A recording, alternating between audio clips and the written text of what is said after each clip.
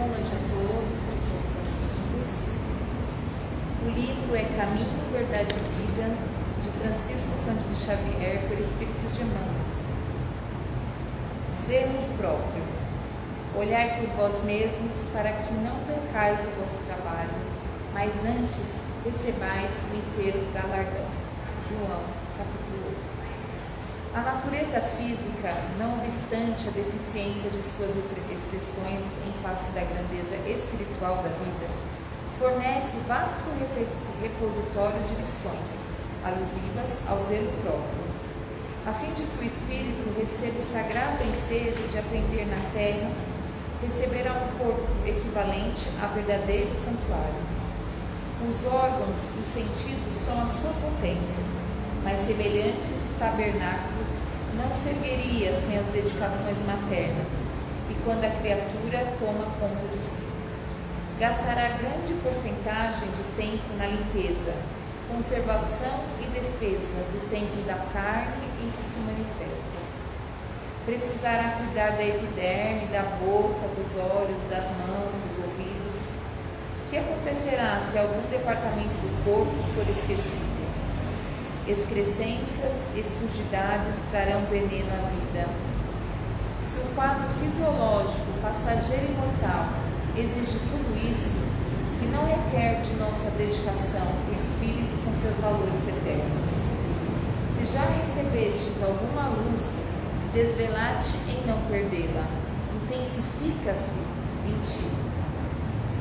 Lava os teus pensamentos em esforço diário nas fontes do Cristo. Corrige os teus sentimentos, renova as aspirações, colocando-as na direção do mais alto.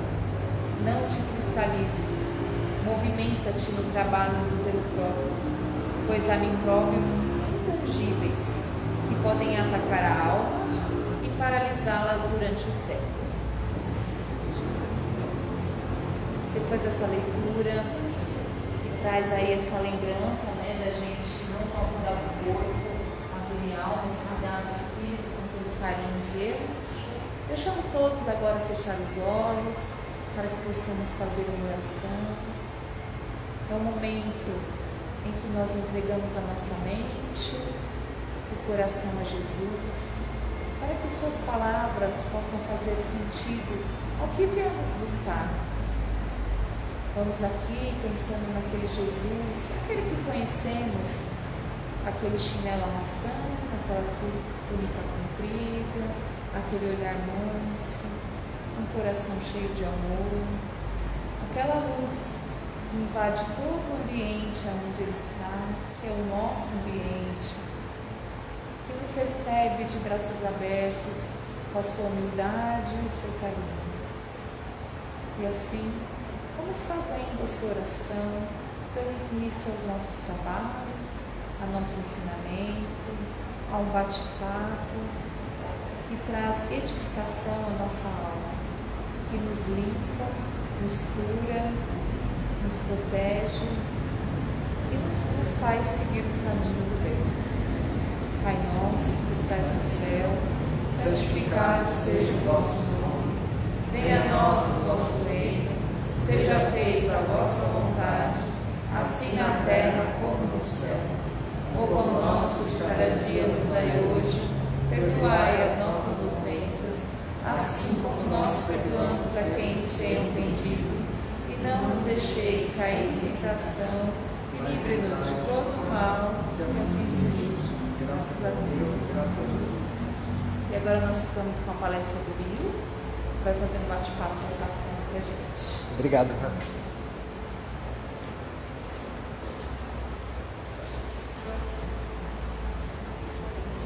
Boa noite, pessoal. Como estamos nessa noite de carnavalesca já? Acho que o pessoal já foi no carnaval, né? Tá vazio aqui. O carnaval começou com antecedência, né? Eu faço o que minha mãe odeia, limpar o óculos com a camiseta. Seja bem-vindo o pessoal da internet também, o pessoal do Facebook. Nós estamos transmitindo no Facebook. Aqui parece vazio, problema? Aqui parece vazio, mas está cheio, né? Desencarnados tem bastante.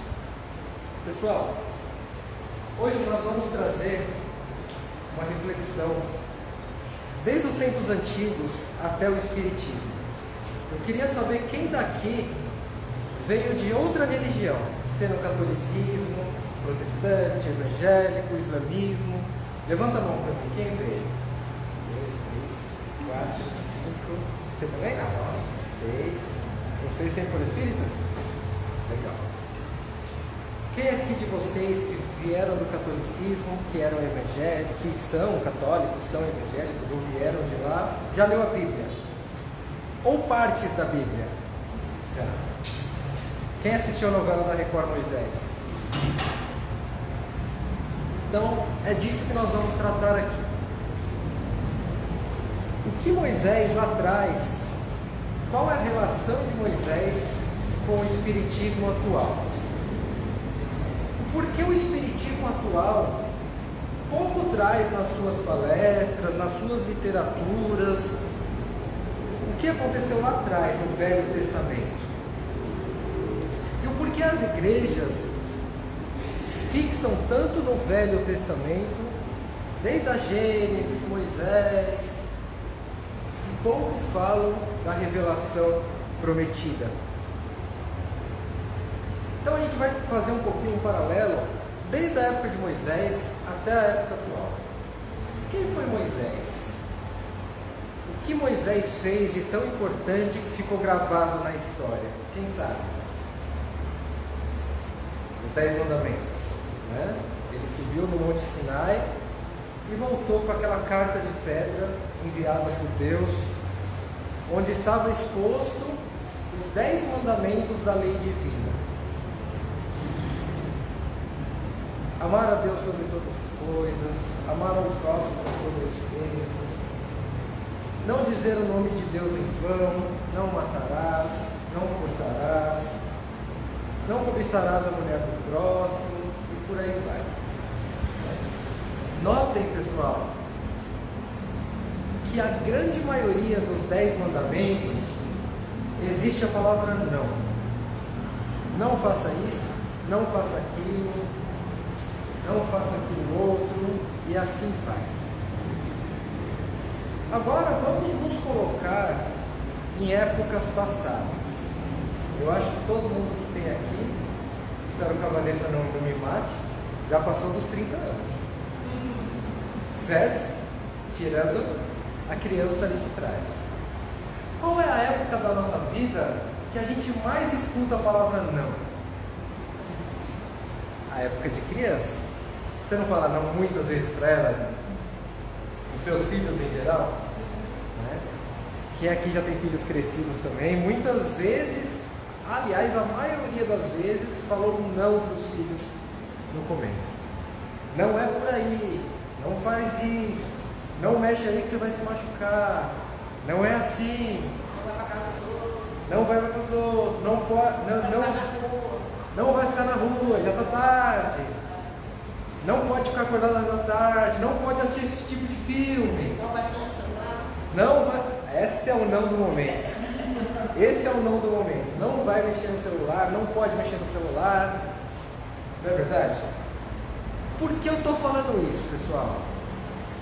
Porque lá na época de Moisés, nós éramos crianças espirituais. Né? Na época de Moisés, nós éramos...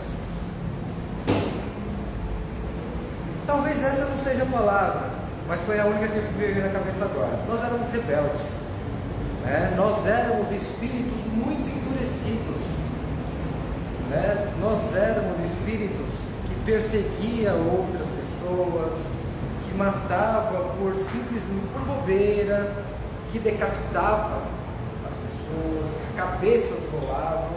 Tanto que Moisés saiu fugido da sua terra, um povo que estava seguindo ele muito indisciplinado.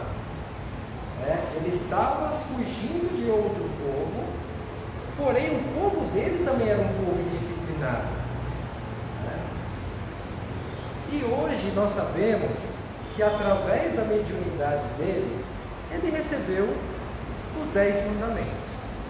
Mas aquele povo, por ser um povo tão primitivo ainda, né? Por serem espíritos tão primitivos, por nós, eu falo nós porque todos nós somos espíritos, na verdade nós somos a reencarnação daquele povo, né? Nós éramos muito endurecidos, nós éramos muito primitivos, e assim como criança, nós precisávamos ouvir o não.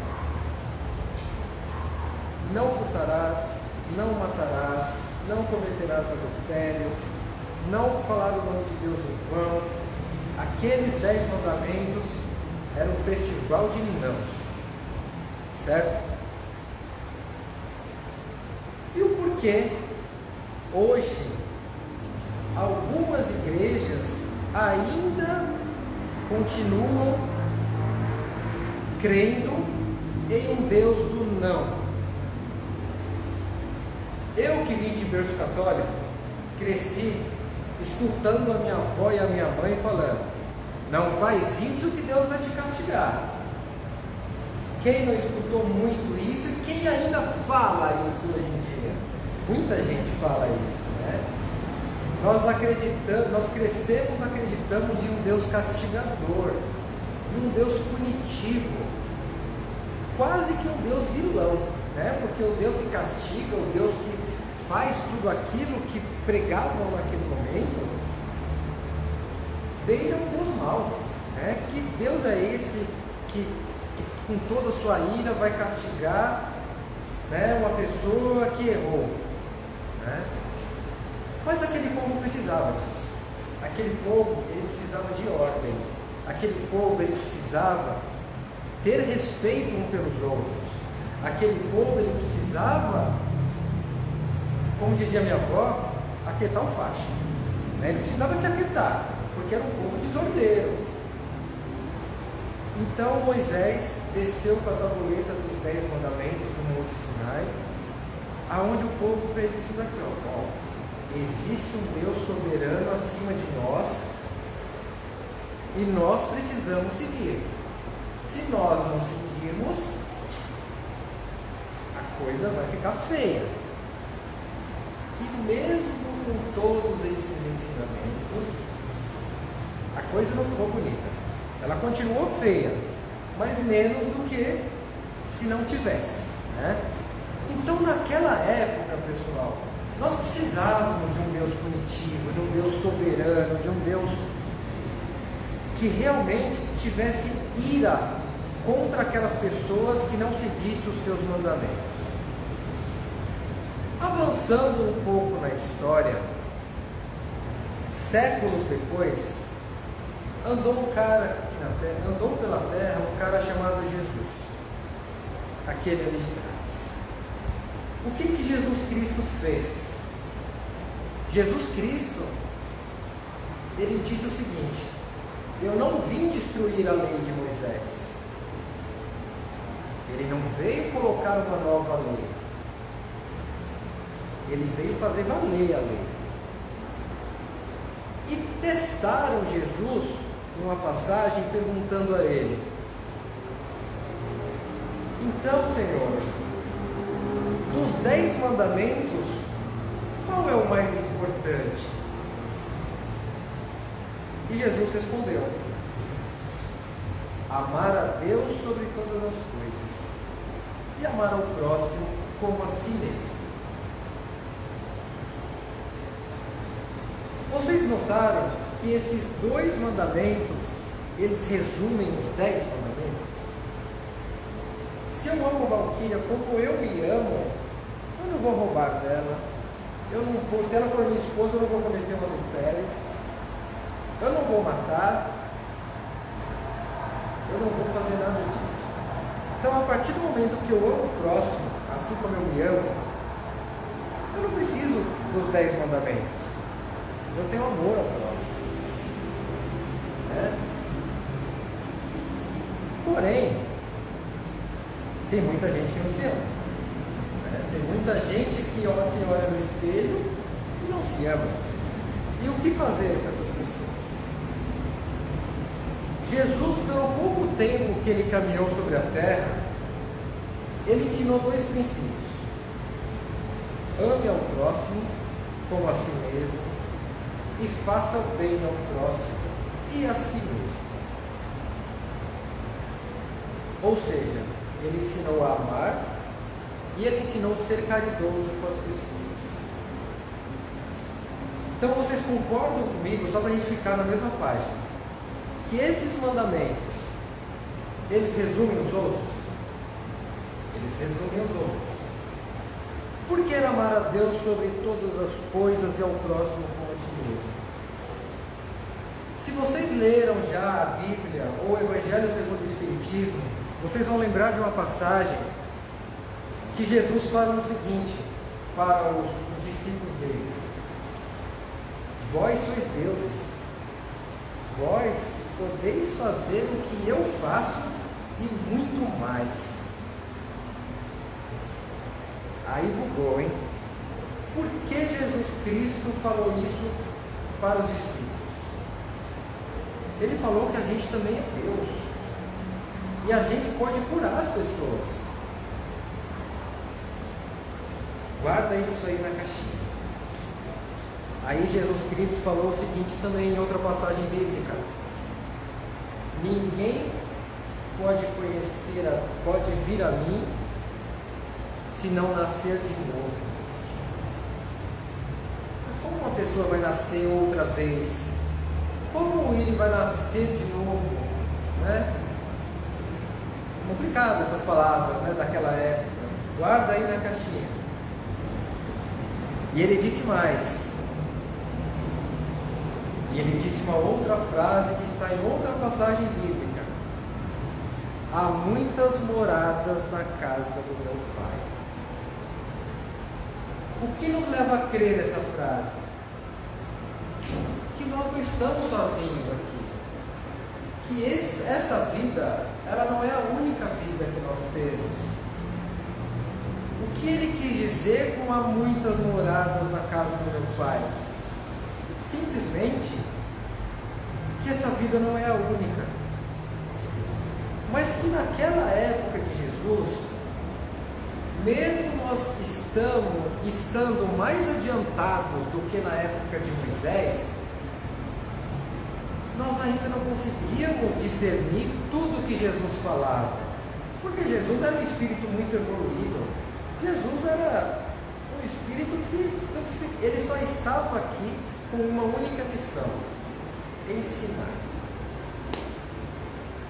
E Jesus falou algumas frases que aquele povo ficou: tá, mas explica. E não vinha explicação. Mas por que Jesus começou a explicar certas coisas e começou a falar certas coisas muitos séculos depois de Moisés? Moisés já poderia ter trazido lá de cima, né? Vamos amar, vamos fazer o bem, vamos viver em comunidade, vamos... Mas não, Moisés falou: não faça, não faça, não faça, não faça. Aquele povo, aquela época, nós precisávamos ouvir o não.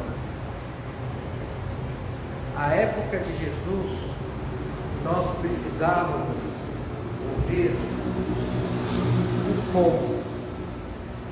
Lá era o que fazer. Não fazer. Não faça isso, não faça isso, não faça isso. Se vocês não fizerem isso, Deus não vai ficar bravo com vocês. E a época de Jesus, nós já estávamos preparados para ouvir o como fazer. Como? Através do amor e através da caridade. Ou seja, além de não fazer aquilo, pratique o bem e ame o seu semelhante. Tem uma fala de Divaldo Franco que ele diz o seguinte: a pessoa que não faz o mal, eu vou colocar entre aspas, ela tem salvação? Aí ele fala: não basta não fazer o mal, você precisa fazer o bem.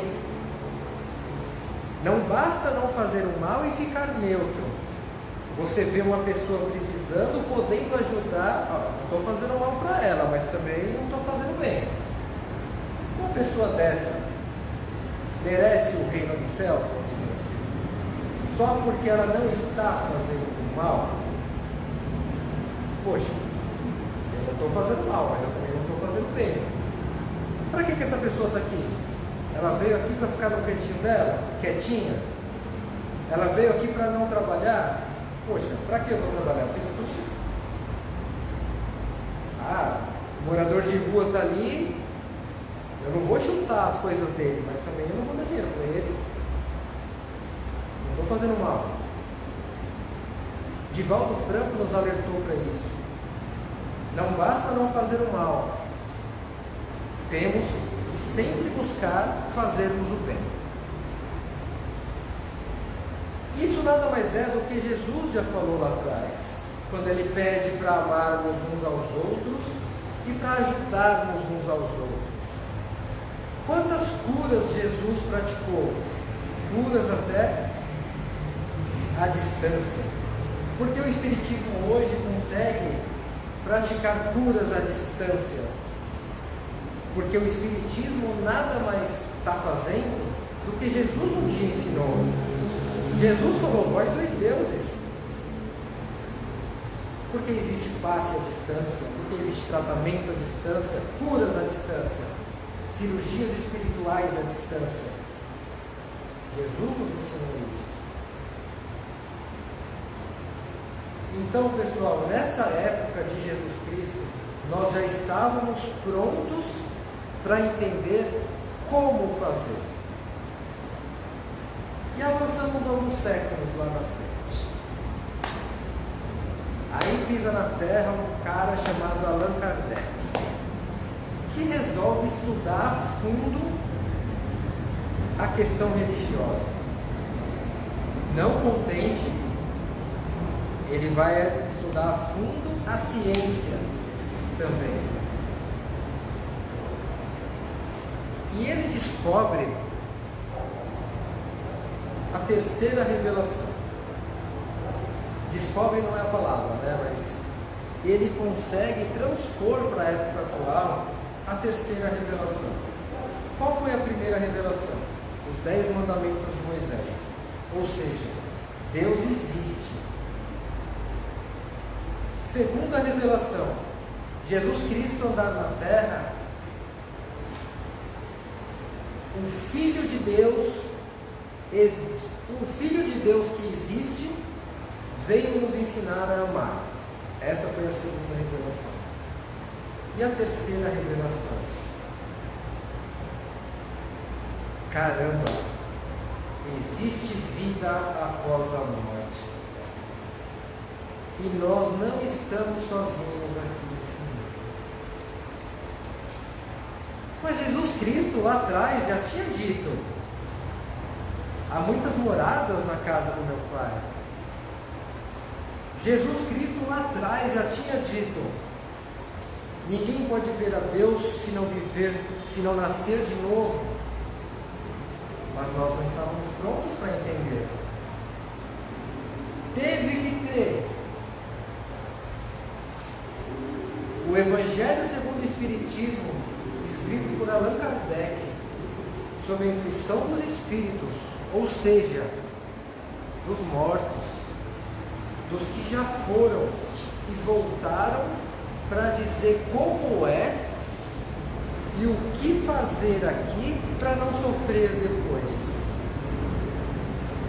E também o Livro dos Espíritos, que nos conta, através de perguntas e respostas, tudo que um dia nós quisemos saber e não achamos na Bíblia do Senhor. Por que não achamos? Achamos, mas não conseguimos interpretar. E Allan Kardec veio interpretar tudo isso para a gente. Eu vou ler para vocês, pessoal, o prefácio do Evangelho segundo o Espiritismo, que deixa muito claro o avanço do tempo e que nós estamos preparados para entender a vida após a morte. Os Espíritos do Senhor, que são as virtudes dos céus, como um imenso exército, se movimenta. Ao receber a ordem de comando, eles espalham sobre toda a face da terra, semelhantes a estrelas cadentes, Eles vêm iluminar os seus caminhos e abrir os olhos dos cegos. Eu vos digo em verdade, que são chegados os tempos em que todas as coisas devem ser restabelecidas no seu verdadeiro sentido, para dissipar as trevas, confundir os orgulhosos e glorificar os justos. As grandes vozes do céu ressoam como um toque da trombeta, e os coros dos anjos se reúnem nesse momento. Homens, nós vos convidamos ao divino concerto, que as vossas mãos tomem a lira, que vossas vozes se unam e no hino sagrado se estendam e vibrem de um extremo a outro do universo. Homens, irmãos amados, estamos juntos de vós. Amai-vos também uns aos outros, e dizei do fundo do vosso coração, fazendo sempre a vontade do Pai, que está no céu. Senhor, Senhor, e podeis entrar no reino de Deus. Eles vieram mostrar que os mortos estão entre nós. Eles vieram mostrar que as palavras de Jesus estavam certas quando ele disse: amem uns aos outros. E vieram mostrar que existe um Deus Pai, Criador de todo o universo, que foi revelado lá na época de Moisés. Aí minha avó falava, né, que ela já fez a passagem: ah, mas ninguém voltou do lado de lá para falar como é. Hoje nós conseguimos saber que existe vida após a morte. E nós conseguimos saber, entender, que se nós não amarmos uns aos outros como Deus nos ama, o nosso futuro ele não é promissor. Mas por que o nosso futuro não é promissor? Porque Deus vai nos castigar? Não. Porque nós vamos sofrer as consequências dos nossos atos. Se eu ajudar o próximo, então eu vou para o céu? Não, você não vai para o céu. Mas você vai ter um futuro muito melhor se você não ajudar esse próximo. Ah, se eu fizer a caridade, quando eu morrer, eu vou estar bem? Não. Porque para que isso aconteça, precisa ser a soma dos seus atos aqui na terra. Ah, e se eu cometer um erro, eu vou para o inferno? Não. Você vai ter outra chance de reparar esse erro. Mas não fique no erro. Porque se você ficar no erro, o prejudicado vai ser somente você. Então o Espiritismo ele veio nos explicar que Deus ele não é castigador, Deus ele não é punitivo, Deus ele é um professor. Ele veio nos explicar que, amando ao próximo como a nós mesmos, fazendo a caridade para o próximo, a gente na verdade está fazendo caridade para nós mesmos. Poxa, mas eu tenho um problema. Eu tenho um problema de saúde, eu tenho um problema na minha família, a minha mãe é uma pessoa difícil de se lidar, eu estou com uma falta de emprego, eu tenho um problema financeiro, eu não tenho dinheiro para pagar as contas. Estenda a mão para o céu e agradeça pelo seu problema, porque é através dele que você está se melhorando como pessoa. Pensa, pessoal, se todo mundo tivesse tudo, se tudo fosse fácil, se tudo fosse simples, se todas as famílias fossem maravilhosas, todo mundo se amasse, se a nossa conta tivesse dinheiro para fazer tudo o que a gente quisesse, como nós iríamos aprender? Como eu sempre falo, ninguém sai de um problema pior do que entrou. Todo mundo sai melhor. É difícil? É. Muitas vezes Só a gente sabe o que a gente passa em certas situações. Mas quando a situação passa, quando a gente acha uma solução, quando a coisa anda, nossa, como eu estou mais forte. Eu vou contar algo bem pessoal, que quem são meus amigos mais próximos sabem disso. Eu, muito jovem, com 17 anos de idade, muito jovem, né? Para enfrentar essa questão que eu vou falar, não que o meu pai adoeceu, tanto eu sou filho único, eu e minha mãe tivemos que cuidar do meu pai durante 9 anos em cima de uma cama. E nós não tínhamos dinheiro para pagar enfermeiro, cuidador. Nós vivíamos de cestas básicas de pessoas que nos ajudavam.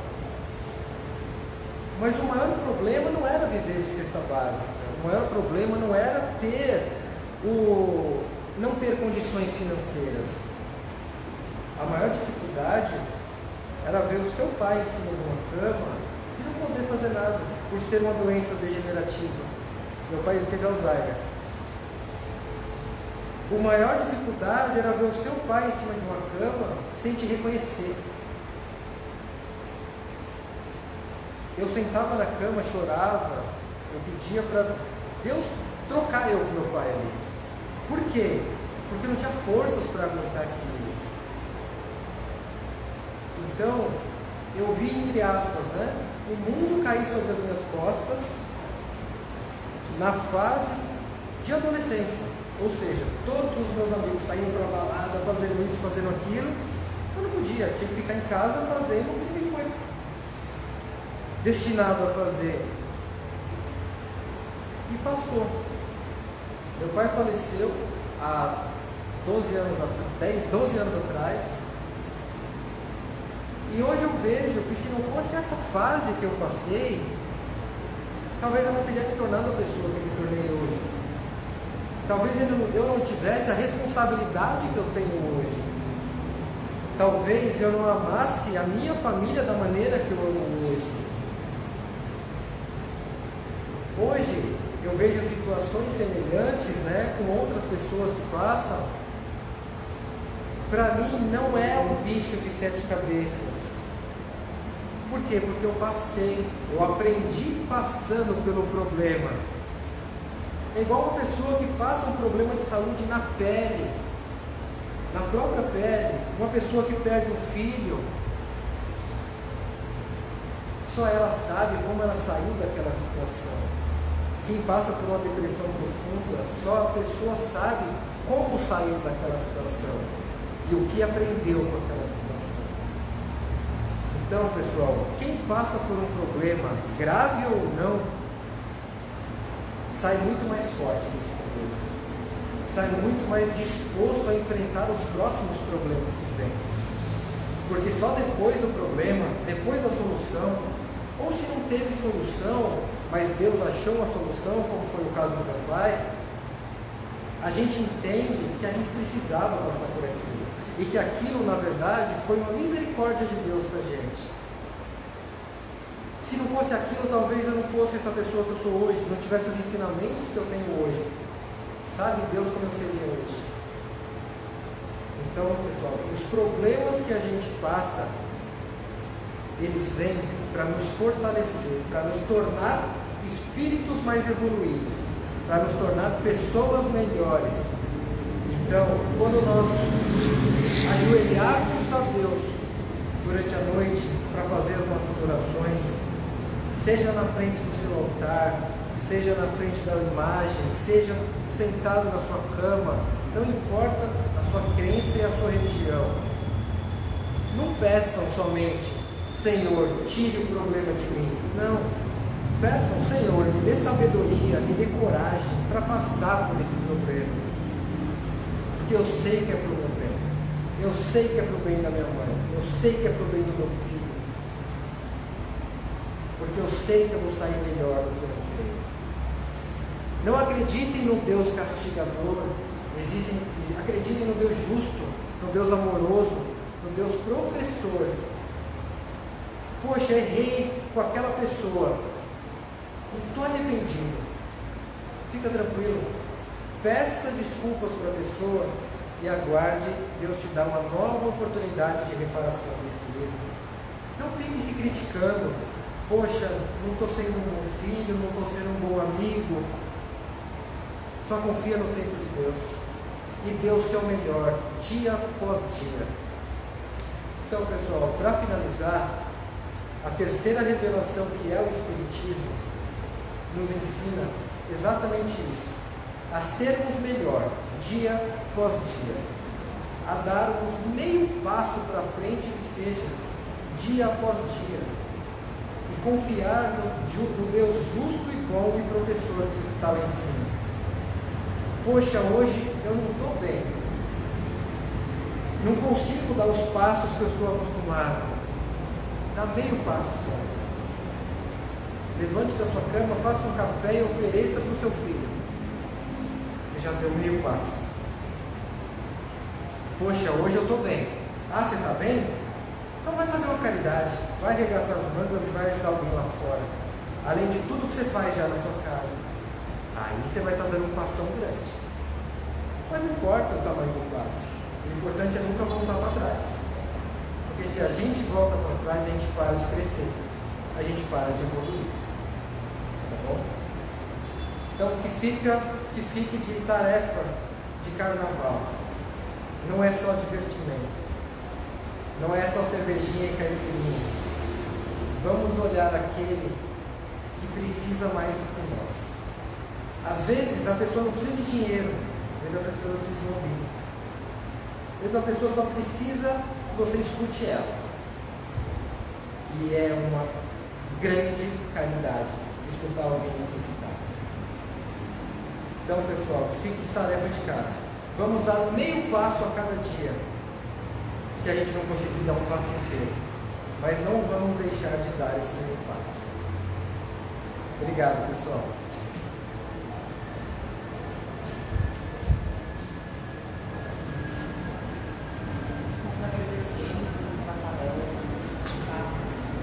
Vamos aproveitar, né, essa conversa e lembrar que o universo, ele sempre traz para nós o que vibramos.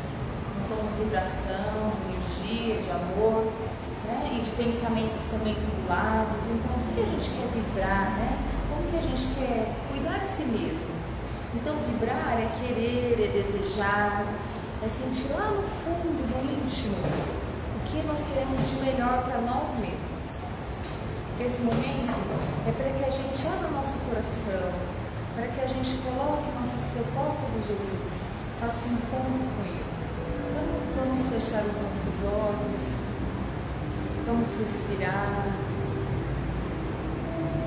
e vamos vibrar, vamos desejar, começando por nós.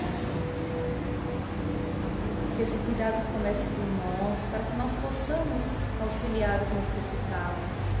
Vibremos amor, saúde, paz, em uma linda luz azul. Vamos envolvendo nós mesmos e todo o planeta Terra. Esse planeta que está precisando tanto de oração, tanto de energias boas e pensamentos de carinho. Colocamos nós no colo de Jesus e nossos irmãos, acolhendo a cada um com amor, paciência, compreensão. Vamos estendendo essa vibração, porque nós estamos bem, estamos se sentindo poderosos, com Jesus ao nosso lado, fortalecidos. Então vamos vibrar, vamos colocar essa luz para os necessitados que estão lá fora, para os hospitais, mandando muita luz, muito carinho, muita saúde, também para as pessoas na situação de luta. Que seu coração seja iluminado, que cada um passe, tenha a sua passagem, tenha os seus problemas, mas que seja iluminado, que tenha o seu amor de Jesus. E assim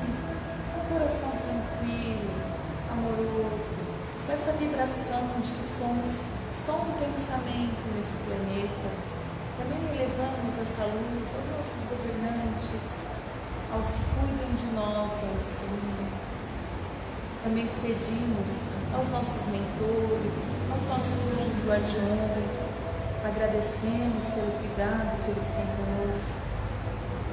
Os nossos anjos guardiões estão à espera de nossos pedidos, de começar o caminho para que possam nos auxiliar. Pedimos também saúde.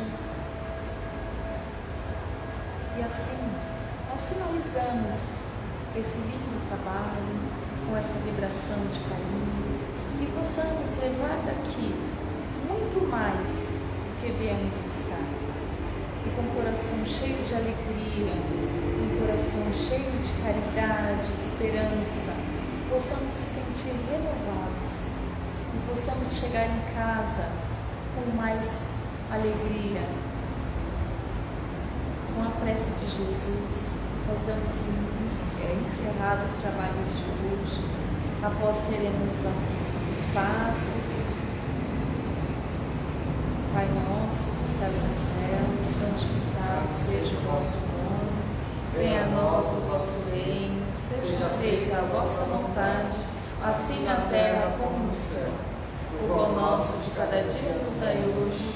Perdoai as nossas ofensas, assim como nós perdoamos a quem nos tem ofendido.